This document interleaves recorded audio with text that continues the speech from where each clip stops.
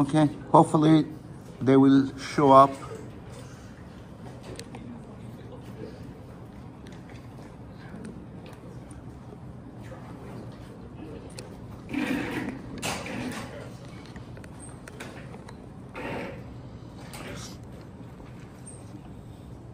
David Hume said we can associate events and things in three ways, only three ways. One is cause and effect. We associate things cause and effect. Like when we say honey, we remember bee. Or we are talking about bee, we remember honey, cause and effect. And the other thing is similarities. When I say bee, you associate, you remember what? Any? Similarity or lack of similarity. I would remember, let's say, ant, because of similarities with bee. And the other rules of association is proximity. If they are mostly next to each other and you associate with each other. When you remember one, you associate with others. Is proximity. If you always see them together, they say bee and flower if you see them next to each other. Think was something that is not fit in these three rules. Honestly, it is brilliant that we associate things in three ways. Similarity, of course, lack of similarity is another way. And cause and effect. And the third is proximity. Now, in advertisement, you see these are used. For example, rules of association. You are selling a product. You are presenting this product in advertisement by someone you want to associate the product to that. If you want to sell a product, you want to create a luxury, this will make you look rich and more prestigious. You present it in an environment which has nothing to do with that product itself. A rich environment, in a house that it is like things are golden, very luxurious, lush home. You want that product to be perceived as what? As really prestigious. You don't present that product in a shabby home. Or you are selling a car, you are put next to the car a beautiful lady or a handsome man. They are young, they are strong, they are handsome. They have no clue about the car. They don't understand really the technical aspect of the car. They talk about the car. Buy this car. Who is saying that? It's he or she. He tells you the expert on motors, on engines, on all these kind of technical aspects of the car, on safety issues. They are not. They don't bring a technician there who is kind of limping and shabby clothes says this. He is the one, that technician, more authority than that actor or actress or singer. It has nothing to do with it. But we are humans, we associate a lot. If this is beautiful, valuable, this must be beautiful, valuable, and this is great, and this must be great too. Whether they are related logically to each other, we don't know. This is what? Proximity. Next to each other. You see always a handsome person with a car, okay. This handsome person I like, and this car also I should like. This is how our brain works. Okay. We have two brothers, and I invited them to come here. They are my sons, and they are co-founders of Beltways. They are much more experienced than I am. They are very into this entrepreneurship and engineering. Come over here, please. And I just briefly introduce them. Both of them also my students for almost 10 years in K to 12. and therefore I was almost a helicopter father. They wanted to shut me, but they couldn't. Okay. And John, who is older one, 4 years older, he's a lawyer by education. He went also to China after graduating from Arizona. You can talk about yourself too. I see some familiar faces actually. Okay, some of them. A few of them showed up. This is a weird classroom with the computers in your face. Yeah, would you like to put on the side? Yeah, some of you have done. Thank you very much. Okay, short introduction, and you can correct me if I how do you say it wrongly. And he studied in China. He went to China. He had great experience in China. After the effect simultaneously with his law school, he did also NLM, International Law on Chinese Constitution law, correct? In Beijing, Tsinghua University, top university in China, and learned Chinese and learned how to live there. And then he was hired by the government, correct, over there. It was first 5 hires of China as foreign kind of employees for bringing investment to a big technology hub there. And then he got the bar in California. He was a Silicon Valley lawyer, and the other gentleman who was my student too, and he is a very hard-working student. Once he was very upset because of his grades, and I was his teacher. I could check his grades from the computer, but I didn't. And then he didn't show me. He was upset. And then in the car while going home, before going home, he showed me all were A classes. Only one was A, and it was my class. I had given him A, not A class. He's that hardworking. He was 6th grader that time. So I can forgive him. And then he went to Princeton University, and then he studied economy and quant, and also studied Chinese as minor. He had been in China multiple times, both of them know Chinese. And he initially worked for Walmart. He was managing the Walmart's online computer-related all these procurement and pricing and sales, thousands of items. He was helping with them. For 1 year he worked there, and later he moved to Apple. He was that time, he was in management of all the packaging. I learned a lot in some of the interesting things about packaging. Apple has $500 million budget for packaging alone. 500 million, $500 million. Anyway, come on, talk about Beltways. A little bit introduction. Before we say anything, so we have an attorney and a tech guy in the room. What is Beltways? Can you guys guess? For those that don't know, because I see some familiar faces. I think they all know. Everyone knows? You told them?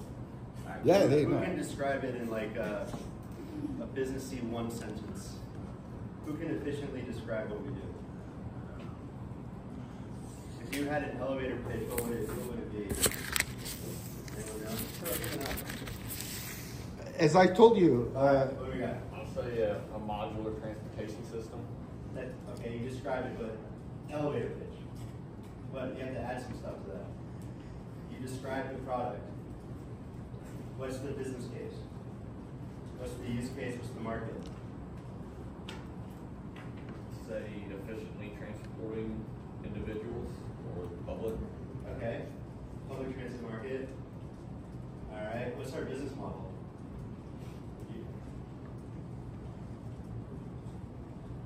is it retail or business to business or? Is it B2G, B2B, B2C? B2G. Yeah, it's B2B, there's B2G, but you don't want to tell investors that. You want to tell them it's B2B. All right, and then anyone guess what our revenue model is? Just throw out some ideas. Obviously, there's a sale of a product. Anything else? Maintenance. Okay, there's a service contract, recurring revenue. Okay, so what we know is venture-style startups. there's a lot of like small businesses out there that cannot be confused with venture-backed kind of Silicon Valley kind of startups. You guys know the difference between like if I was to start up like a fab shop versus a technology startup? What's the real difference between them? Like anyone can start a small business. Startups are small businesses, but there's a difference. Does anyone really know? Trust me, yes. Say louder. Investment, finding investors. Okay, so one of them has proclivity to a certain demographic of investors, but what makes it? What puts it in that category? High growth. Okay, who said that? Nice. Yeah, venture scale growth is something that VCs will invest in. Do you think VCs invest in fab shops or like an automotive repair kind of company? No, right? There's a certain type of startup business that is appropriate for venture funding. That's like the first step to know what we do. We're different. Like that's the area we're in, just so you don't confuse it with starting another business. Because starting a small business, someone else has better advice on how to do that. But for the venture side, there's a lot of lingo. There's a lot of there's a path that you have to take that makes you, attractive to venture capital. One question, how many of you are familiar with venture capital? Please raise your hands. Yeah. Okay, it's like 25%. No, it's more than that. Okay. Who here is entrepreneurship track? Okay, and then engineering. All right. Entrepreneurship track. Are you guys thinking entrepreneurship in terms of venture type startups or starting your own like small business? Small business, hands up. Okay, venture style startup. Oh shit, I'm only talking to you.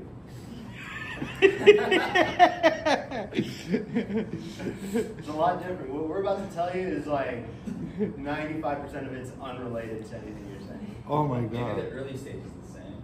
Well, yeah, I mean, Y'all gonna need to start with some amount of capital to start that small business or your venture. I know, we initially start a small business, our own money, our own investment. what is that called? What is that called when you're starting a business and you use your own funding at the start? Bootstrapping. All right, bootstrap. Most companies bootstrap, and then like small businesses will probably bootstrap until they earn some revenue and they can get some loans, like small business association loans. That's kind of the track for small businesses. For us, you go down the venture funding route. Okay. All right. Well, we'll try to tell you as much relevant to that. We won't talk too much about venture funding then. That's its own whole topic. I have their questions here before you came. Each of them has 3 questions, but they should be loud, kind of orally asking, correct?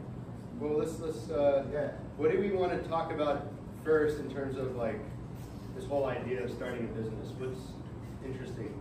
Where should we start? How did you get the idea? This guy. 40 years ago, he had this idea for a more efficient form of transit to move a lot of people over a short distance. He was raised in Istanbul, which is one of the most traffic-laden cities.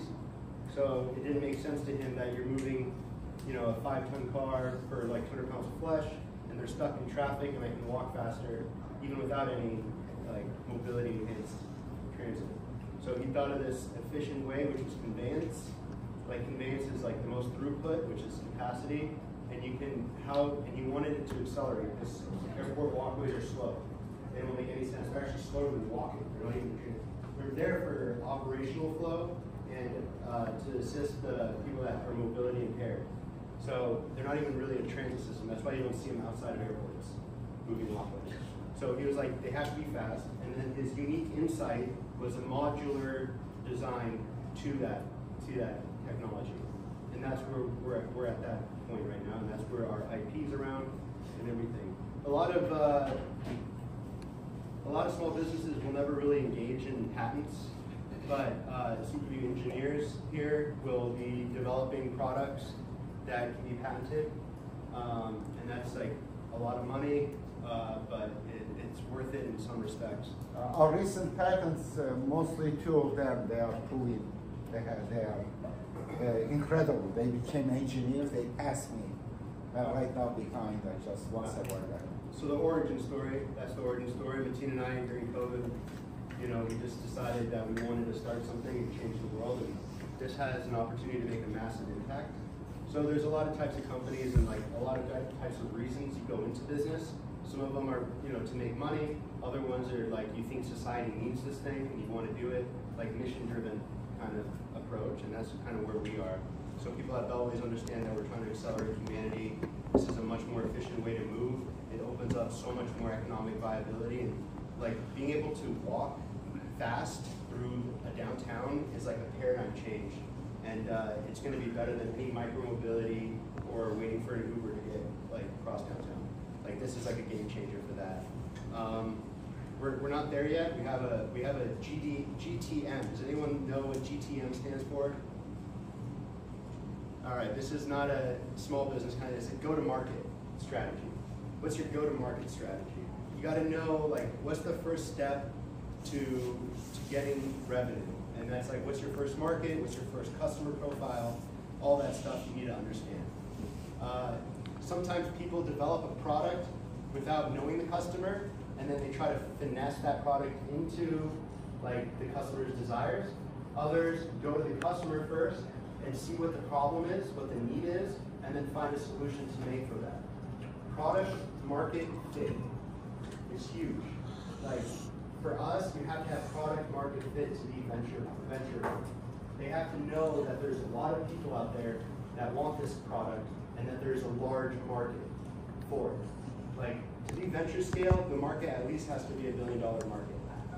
Like you won't do that with an automotive repair shop or something like that, right? Okay. All right, to keep this fun, either you guys can ask the questions live, or I can just ask him the questions that you already wrote down. So like, Come on, ask live. All right. They can ask. What would you say your end goal is? So in the next 10 years, like 30 years, and by the time you guys die, like where would you like to see it progress? Forever, man. Longevity brought to escape velocity. Escape velocity, that's a good one. That's when your sales are just exponential. Escape velocity. That's when every VC is going to be knocking on your door. You don't have to go to them, they're going to come to you. In terms of our business, we never talk about 30. That's like the vision. 30-year out is like your vision. But we're always talking about what's the next 5 years look like, what's the next 10 years look like. VCs, our investors, they want returns much earlier than 30 years. Most of these VCs, they have these funds. So a fund, they get a lot of money from their LPs, which are limited partners. So wealthy individuals, companies, they will give money to a VC firm, a venture capital firm, to invest, and they have a time horizon that they have to get their returns by. So if I say I won't make any money until 30 years from now, I'll never get money from a venture. So 5-year forecast is that we are the primary gold standard for airport transportation, ground transit. We are a complete ground transit solution for airports. That's the 5-year vision. 10-year vision is that we're easily integratable into existing subway networks. So in major downtowns, if there's a subway system, we branch off from the subway metro stations, we connect metro stations that are on different lines. That is like the 10-year vision. And then beyond that is creating networks of our system that are standalone in car-free zones in the densest parts of the world. That's like the vision. And the vision is one day that you can walk to where you want to go faster than any other mode of transit. And for me, it's so my daughter doesn't have to look both ways before crossing the street. So, all right. How did y'all prepare? Did you guys prepare yourselves for this career change, or was it a spur of the moment thing? Like, what was that transition like? Anything that would have made it smoother? Just what is that transition? It's very difficult to prepare yourself to be an entrepreneur. You kind of just gotta jump into the deep end and see if you can swim. We started out by, I was moonlighting him, so he kind of started out in the first research of the business, figuring out the lay of the land, kind of the tech risk, the market risk. And it kind of got to the point where it made sense for both of us to go full steam ahead and full time on it. That said, it's all about how fast you can learn and how can you adapt. And you just got to make, like, the important thing is, like, startups have a number of founders. Sometimes it's 1, 2, 3, 4. It's usually like the typical. It's great to have multiple founders in the sense of morale. Because during going through the pivot, you're going through the troughs and the peaks, being able to ride that a steady way is super important. But you just got to expect challenges all along the way. It's very difficult to prepare. You just learn by talking to customers, by actually doing, breaking things, and that's like basically how you develop. It's very difficult it's amazing what I think of, like, many companies in the world today that exist, the first ideation of the product is completely different than where it became. At least with Beltway so far, you did a pretty good job of kind of envisioning it. I'm surprised like how much of it's been maintained till today. The key requirement was modularity. Everything else kind of changed, but the key design was modular system, and that's like the core specification that we always stuck to. Yeah. Do you guys, and belt type walkway. You know, like the airport walkway, how it's like a metal pallet? Like, there's two types of walkway. There's belts, which you don't see at CDG, but they're at other airports, and then the metal pallet design. Our design only works with belts. So it's like a different track of walkway, and it's a gamble without, he didn't know anything about moving walkways. Like, 90% of the market is pallets, but he came into this with a first principles approach. Does anyone know first principles? You should write that down and look it up. It's like a fundamental way to think about the world, super legit. It's like going down to the very fundamental subject matter essence of anything you're doing, going down to the fundamental of it and building out from there. But yeah, he didn't know about belt type, metal pallet type, but he had that idea of modularity, so it only really worked with belts, hence Beltways. Anyone know what the word moonlight means? Hold on. Did I tell you how it started when I started patenting some of these ideas? That in fact I was 19 years old in 1976, more than 40 years ago.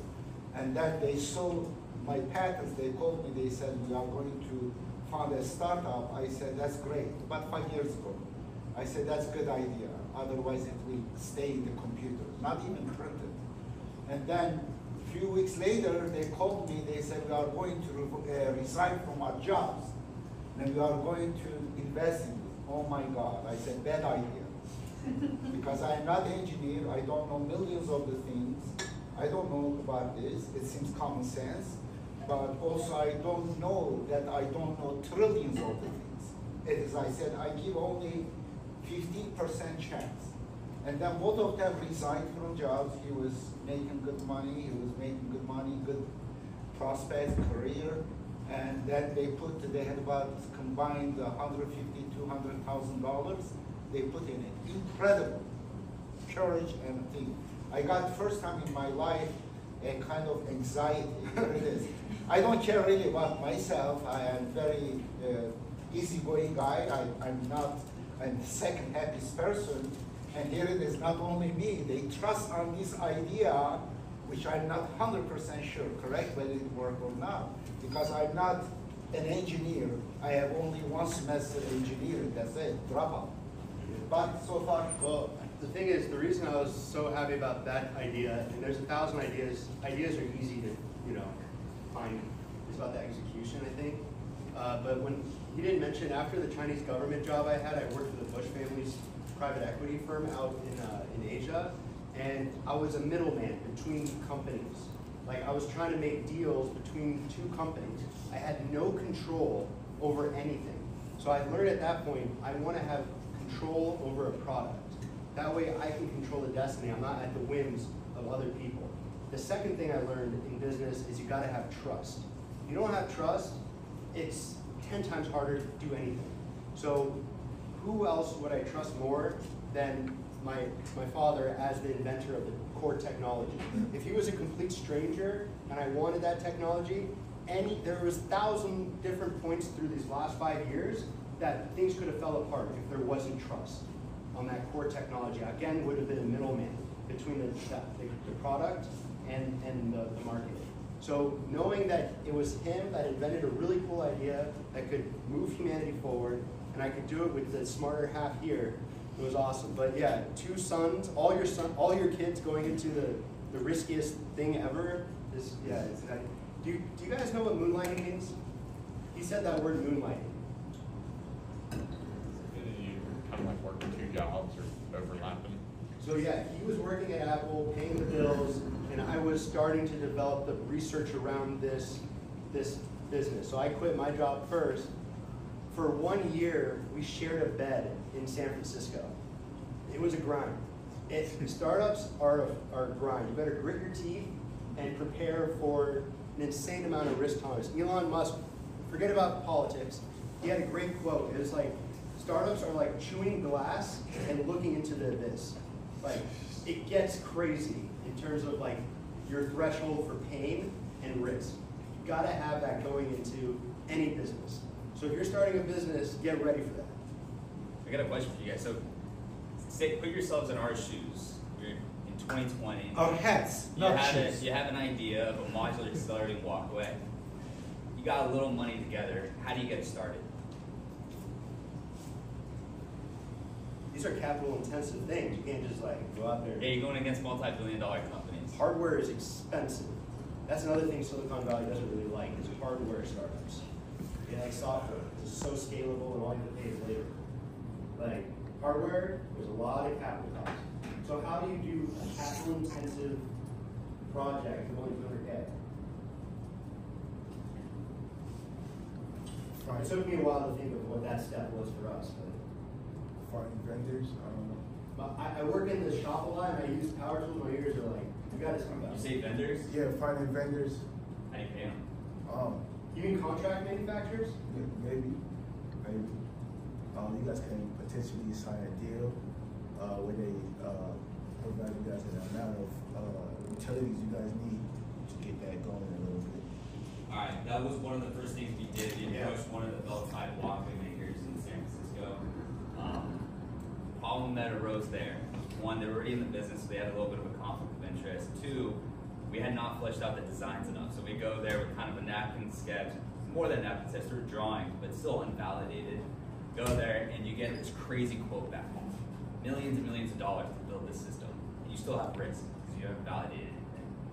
And you're going to bed with somebody that's been thinking about a single speed walkway in their own designs. You have no idea really, can they design this new type of high speed system that no one's done before? If we gave them our cash and told them make this, we would have lost all our money because what we gave them to make would have not worked. And it would have required so much engineering and the relationship would have got messy before even they purchased any parts. All right, step 2. Is this like the prototype Exactly. treadmill thing? Yeah, yeah. So what was the cheapest way we could prove out the concept? So we waited for Amazon prices on treadmills to go super low, and we bought a ton of them, and then refabbed them. We moved from San Francisco to the middle of the cornfields in Iowa to do this. Like, why? Because we had an industry expert, 30-year veteran of the industry, that had a shop that was willing to partner with us, teach us as an engineer how to build. We've never worn steel-toed boots in our life, never really used power tools in our life, and we went out there for 2 years, worked in his shop in the middle of the cornfields to build that and the next gen system. But yeah, it was $10,000 to make that first concept, which was 90 feet long, and it proved the technology. It wasn't perfect, it wasn't safe, but did it prove that people can accelerate? The fundamental principle, like thesis, like core of our technology, it did the job. And we were able to raise pre-seed funding, which is like stages of venture. Does anyone know the stages of venture funding? It's like pre-seed, seed, Series A, Series B. It gets bigger and bigger and bigger. There's certain qualification requirements for each stage of investment. At least in our industry, that's how it works. Quick question, what was GTM? GTM. Who said it? All right, what was the minimum market size for a venture scaled startup? $1 million. All right, nice, nice.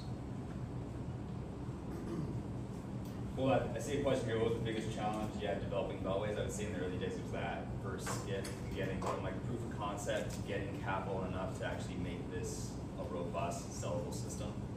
That's probably the trickiest thing. It's the chicken and the egg. It's like, how do you get started? You don't have money. What was the chicken and egg? Can you? Chicken and the egg is just getting started. You have to prove a capital-intensive product without money. Exactly. Like you needed money to make it, but you wouldn't get money if you didn't make it. What version are you guys on? Gen 5. So when you have something like that, but now you have capital raised, does that affect the way you're thinking about innovating the product because there's now a timeline to get a product on the market? 100%. Yeah. You have to make sacrifices. You can't make, for us, because it's so capital intensive, we can't put every feature that we know our product is capable of, but we can't do that right now because that takes way too much time and resources. Right now, it's about getting to market the minimum viable product, MVP, minimum viable product. The lowest quality or spec product that the market is willing to buy. You gotta know what that is and deliver only that, hyper-focused. He's way better at this than I am. I'm like, oh, we gotta get RGBW lights on there. No, he's like, dude, that's too complicated right now with all the controls. Just do white lights. Like these little features, he has to keep us focused. Otherwise, you'll be engineering this every which way to Sunday and you'll never get to market and your money will dry up. But the other side of it is like if you're too much like me, you'll like de-content everything and you'll get with something that's like there's no sex appeal to it. Right? You need something that looks sexy that people want to buy. That's where he kind of comes in. That's why we have LED displays on our system and it looks better than it would be otherwise. Yeah, for some reason, putting some cheap LEDs on our system makes it feel so much more like cool, even though the core technology is the acceleration. Which is the fun part, but it's still. It's like gimmicky in some ways, but at a certain point, aesthetics do matter. You only have like one first shot impression, right? So when someone looks at your product, even though under the hood it's the strongest horsepower engine, like if it looks like a dune buggy on the outside, it ain't gonna be a luxury car, you know? Even though you have the strongest motor, like it's like a finesse, a balance of what you put out there.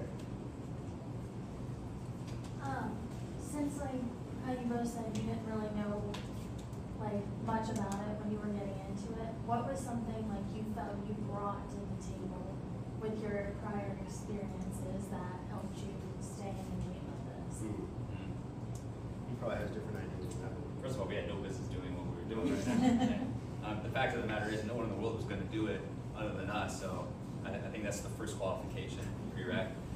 Second prereq is just having confidence in your ability to learn. I think that was probably the only thing I was really good at in school, is how fast I can learn and just work harder than anyone else. I don't think I was the best student. My GPA would show you that. You're the best student. Not according to you. Did these guys come talk here? It was like 2 years ago. 2 years ago? Maybe a year ago. You know, these are a supplier in the elevator industry. We know who Really? there. That's funny.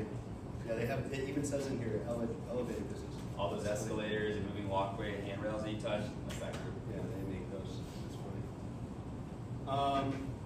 I think it's your ability to learn quickly and not make the same mistake twice. And you have to be able to be resourceful, super resourceful.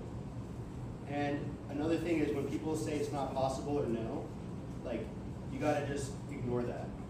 You have to have confidence in you and your own belief in the product and the vision and make it happen. I can't tell you how many times people said that's not gonna work, this is not the right game, you're not gonna succeed. And we prove them wrong at every stage. Even with getting investors, it takes 100 conversations to get one investor. So 99 no's for every one yes. You just gotta be willing to like push through the no's. And you have to be able to sell. I think you have to sell your investors, you have to sell the vision to your employees, you have to sell the vision to your customers. You have to always be selling in one way. unless your product is so damn amazing it sells itself. Let's keep going with the questions. I'm kind of curious to see you guys' feedback. I saw one question was like, why are you only debuting your first prototype in all the media? Why not show the actual product? Like, Oh yeah, I'm sure that's from someone that came to the facility. I was kind of wondering, like, this is a pretty popular product. Like, I feel like most people that see it, I mean, I had this first feeling, it's like, I feel like a lot of competitors would be trying to get something to market before you guys, after your first product or your just initial prototype video with the treadmills. Have you guys had any, like, what's your been battle with other competitors? How fast did you put your provisional patent on it to hold other people off? Because I'm sure there's other remakes or stuff in the works around the world trying to beat you guys. that's interesting. Yeah, so like, we're in an industry that's defined as like an oligopoly. You know what that is? Oligopoly? Yeah, basically, it's just like a market dominated by a few competitors. There's really like 4 that dominate 80% of the market, and they got a lot of interest to lose with like a new entry that might kind of take over their horizontal conveyance systems. With this industry, though, is like they're dealing in the conveyance systems of vertical and horizontal. In your elevators, escalators, and moving walks, they're making a vast majority of their money from the elevators. So they're kind of, you know, if you're the CEO of a business, you're going to focus on your 90% cash driver. Because that's where you're beholden to when you're a public company. That's what you're reporting on. Like that, like small P&L factor of the moving walkway. Like who cares? Like let's save that for the next board meeting. And that's kind of how this whole industry is going to approach this this segment. So they're not really paying attention. Now the question is, once we launch and we have a lot of traction, like what kind of competition are we going to face? Our competitors have tried this technology before, but they kind of approached it from the standpoint of their existing supply chain. So they've invested heavily into the casting of these pallets, these metal pallets, right? Which is a lot of infrastructure. Now imagine globally, you're in multiple countries producing these things. You got billions of dollars invested in this over almost a century if you're Otis, right? So pivoting to a different type of technology is very difficult, especially if you're at the ideation phase. You don't even consider a belt type. Like that's off the table. Sorry, engineering. So we have that advantage on them. They've tried their technologies. Their solutions have already been installed in the past, but decommissioned and have not saturated the market. Or It's very ThyssenKrupp. complex. Yeah, it's just ThyssenKrupp. Have you ever heard of them? Have you heard of them? Well, Yeah. one of you, we were talking to a couple classes. There's some shirts in TKE or ThyssenKrupp. Someone who's going to work for Yeah. TK. Not even, no, okay, so the competitor of us from ThyssenKrupp spun out into TKE, which is ThyssenKrupp Elevator, but the one down the road in automotive is now a separate division. So, Yeah. but yeah, they had to go with their what they were familiar with. They tried it and it failed. It was a very complicated product, but that's not to say that once this hits the market, someone can, you know, especially in China, you know, like they're gonna do something, definitely. But all I can say is that the market is big enough for multiple companies to thrive, like massive. Like every major city in the world has miles of opportunity for this type of transit system. So the market will be able to absorb many competitors. I mean, that's the same answer like you could ask Elon when he came on stage and pitched Tesla. He's like, oh, you got all these automotive companies. How do you know they're not just going to retrofit your EV car and beat you to market with their massive footprint? Well, his answer was, this is a large market. You're creating $1 trillion segment, and basically just going to accommodate many different companies. Same is true here. What I would say, like on the competitor side too, is that we have to know our space. Our space is very prone to acquisitions. It's a lot easier just to acquire a company than necessarily go compete head on and basically race to the bottom on bidding contracts with this B2B customer, which is airports in this case. Notice I said B2B, not B2G. They behave like a business. Yep. So that's the other element that we're cognizant of. Anyone remember what MVP stood for? Oh, shoot. It's just a test. You had a question back there. That question you read was fine, because I don't know if it was more like a question or criticism, but like when we went to Beltways, because we've been hearing about it so much, I think I expected more. Oh, yeah. So like you have your prototype, right, and then you have the one section. I guess I would have expected it to be longer, further in the process. Yeah. Because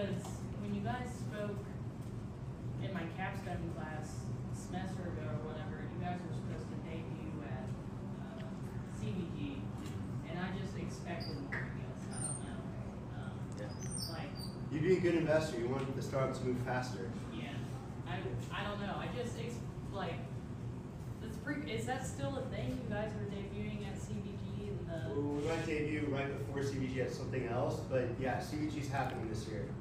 It just, I don't know, I guess I would have expected like more if you're that close to the deadline. Yeah, so what happened is, you didn't see, but once we built Gen 4, we took 6 months to design Gen 5.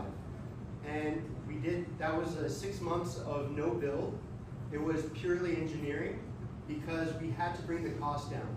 We brought the cost down from Gen 4 to Gen 5 by 50%. So that is where a lot of our time was in the last 6 months. Second thing is we had to raise more capital.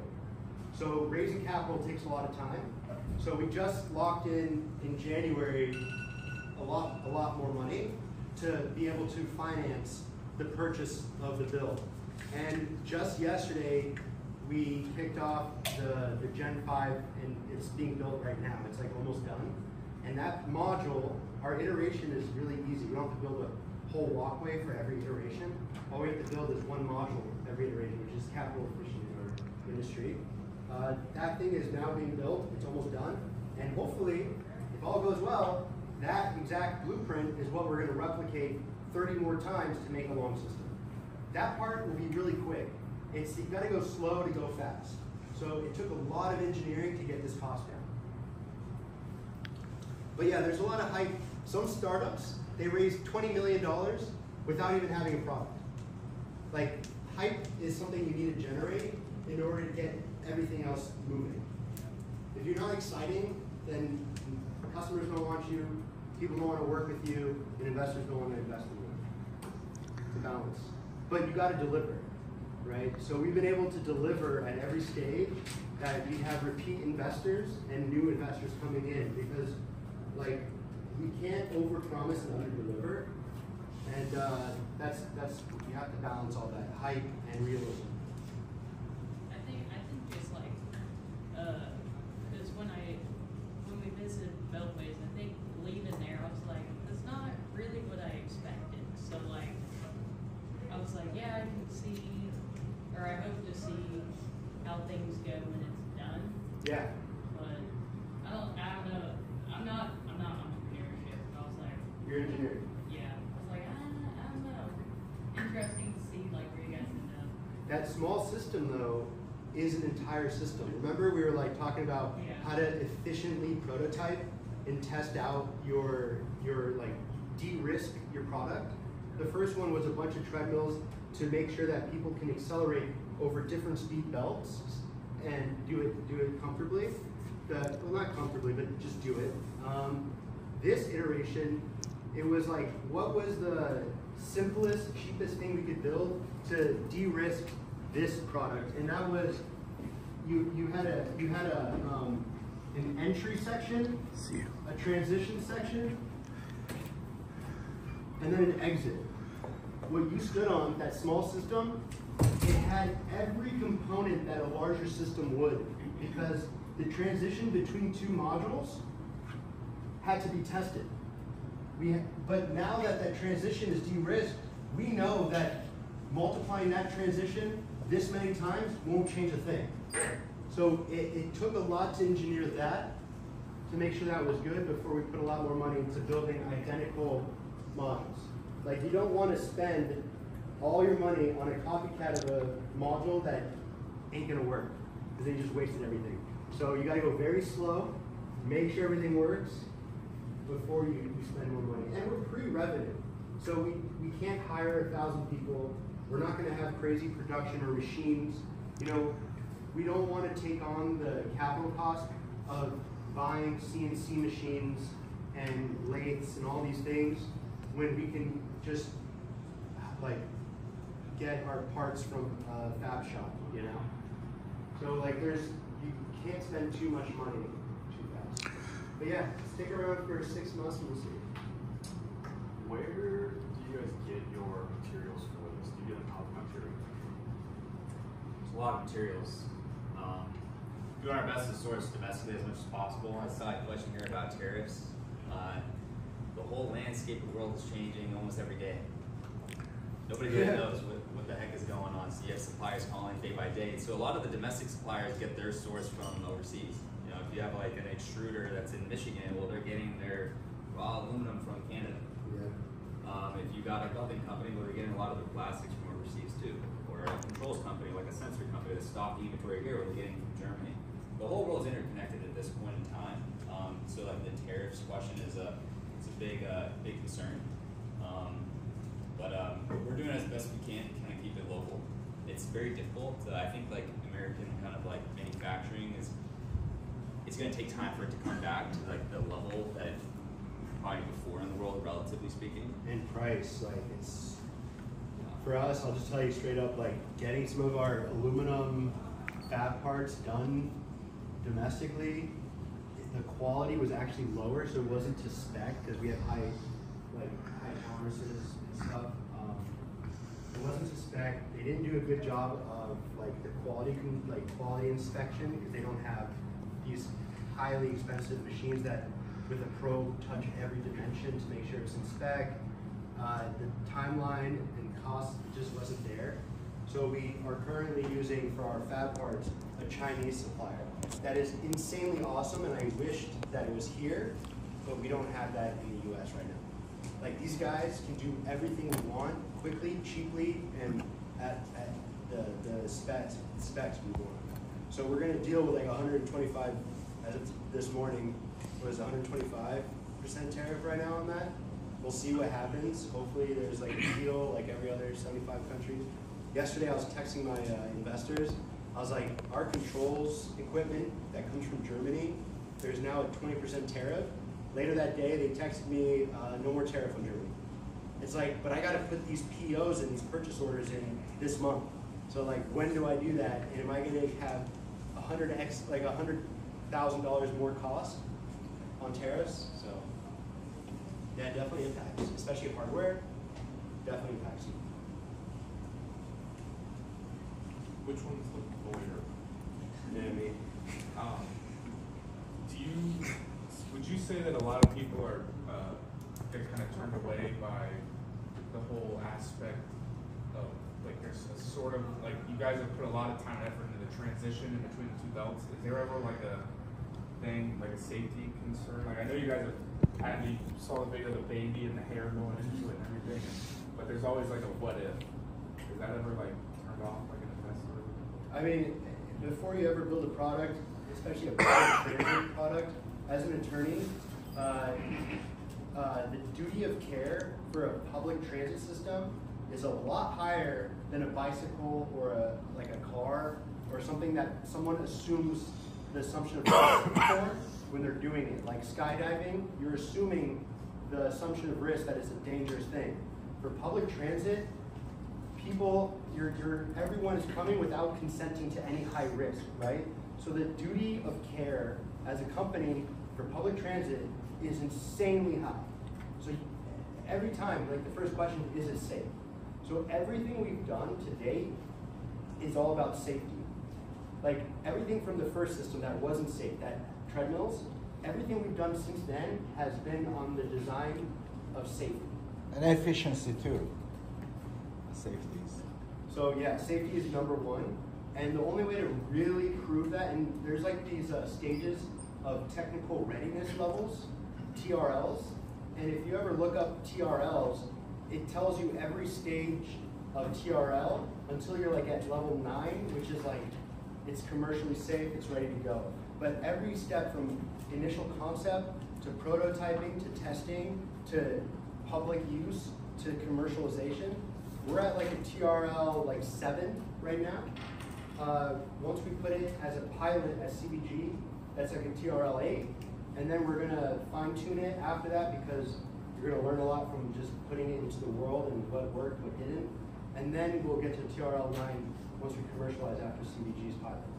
In US alone, I just checked, in every year, but in 2022, 42,514 people died in motor vehicle accidents. 42,000, and the number of injuries is much more. And but people still buy cars. 2.38 million injured, and it's not even news. You don't hear everything. But a moving walkway, if you in make one the first step- accident, everyone will hear, even it's not fatal. Super high What degree is the of safety. reason for it? Why we say it's okay?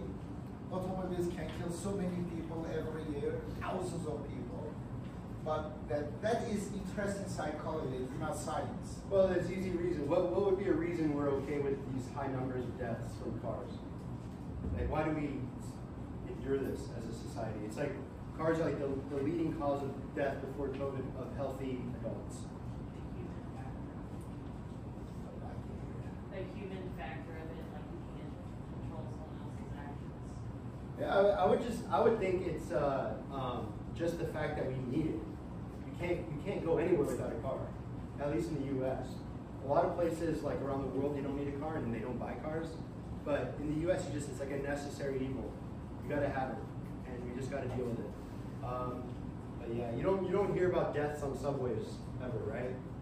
I think we get used to it. It's Boeing-Frog syndrome.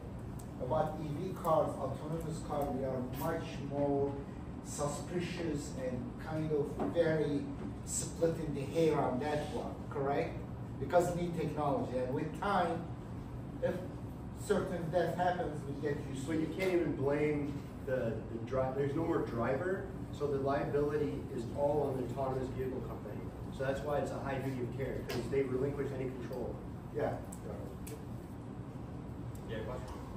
Yeah, so if you have like one of the modules has like a fault, does it kill all of the modules? There's safety mechanisms. Sensor based. So that's your question, right? So like, it's about the speed differential. That's the most important thing. You can't have those out of sync.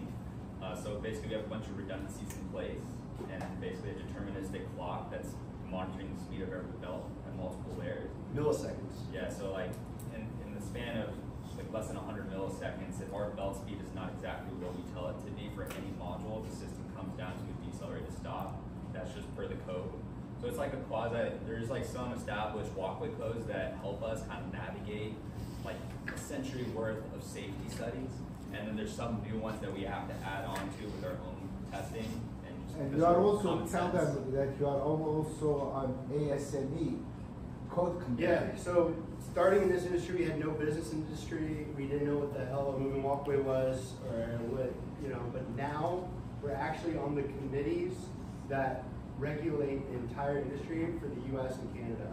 We're committee members on the A17 code committees, and we're leading the Accelerating Walkway Task Force, which is a subcommittee within the regulatory body. So now we're like domain experts, which every investor wants to see. Like 4 years ago, investors were like, yeah, no business in this. I don't like it. Like, as a founder of a venture company, the best way to get in with investors, this is like the cream of the crop. Like, you'll find it's 10x easier to get money, is you were in the cellular industry for 20 years. You became a thought leader in that industry. You saw a need that the current companies weren't providing. You left your job to start a company that delivered exactly in an area that you knew very well, a product that you knew was needed. And let's just say in your former life, you had a successful exit of your other startup. That means that you had a startup, you sold it, or you got it acquired, or you went public with it, and then you started this company after having all that domain expertise, knowing the customer.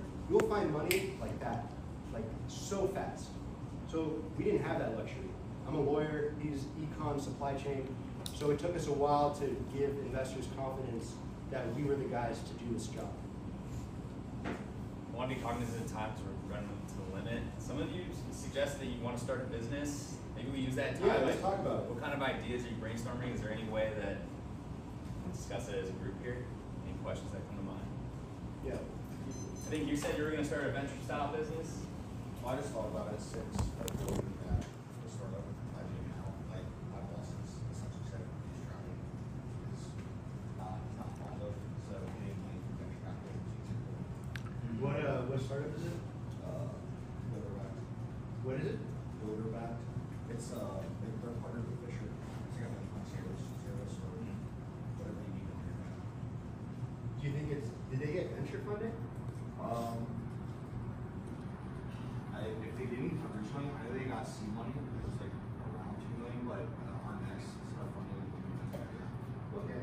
So it's a scalable business? Yeah. It's like a software? Oh, that's Local? yeah. We're partnered with Fisher. Is Fisher here? Yeah, they're like the biggest one in this area. Oh, nice. Well, How long have you been working there? a little over a year. Well, how many people work in that company? There's like 10 of us now. Okay. So when you first started, how many people were working there?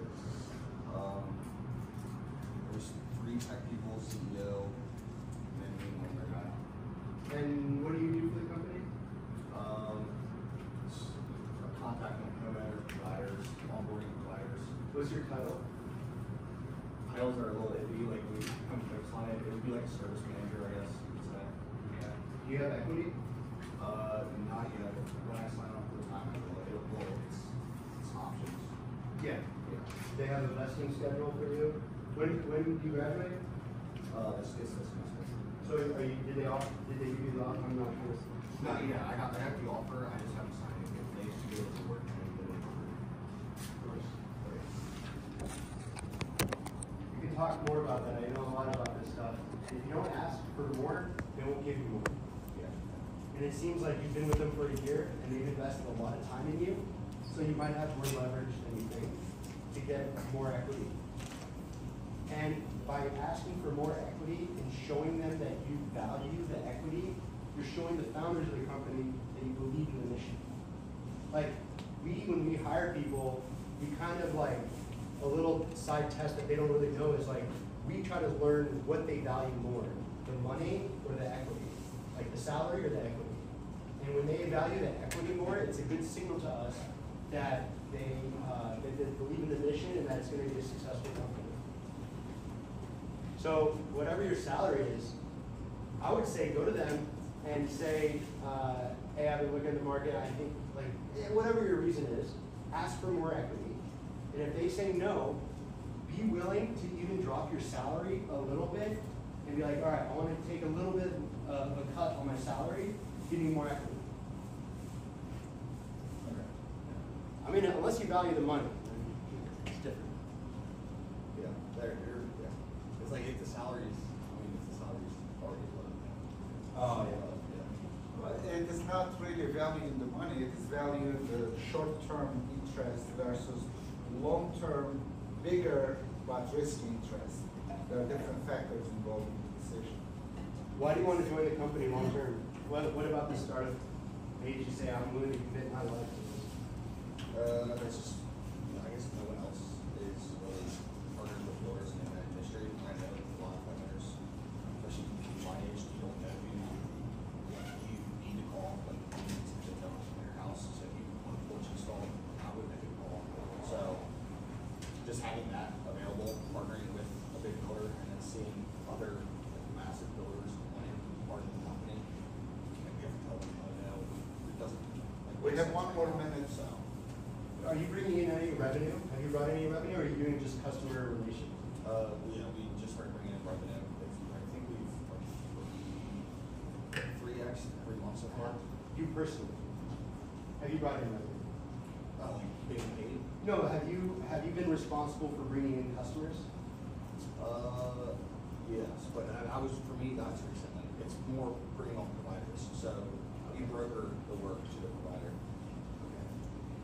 Well, if you bring in revenue to the company, they'll see you a lot more valuable if you can push them more. And if you have confidence in yourself and your ability to do the job well, you should use that right now as a point of leverage. Like, it's a small team. Letting go of you is like a big loss. And if you don't ask for more, you're going to get more. We have half a minute, or 10 seconds, 20 seconds left. Okay? Thank you very I much. hope that was helpful. Different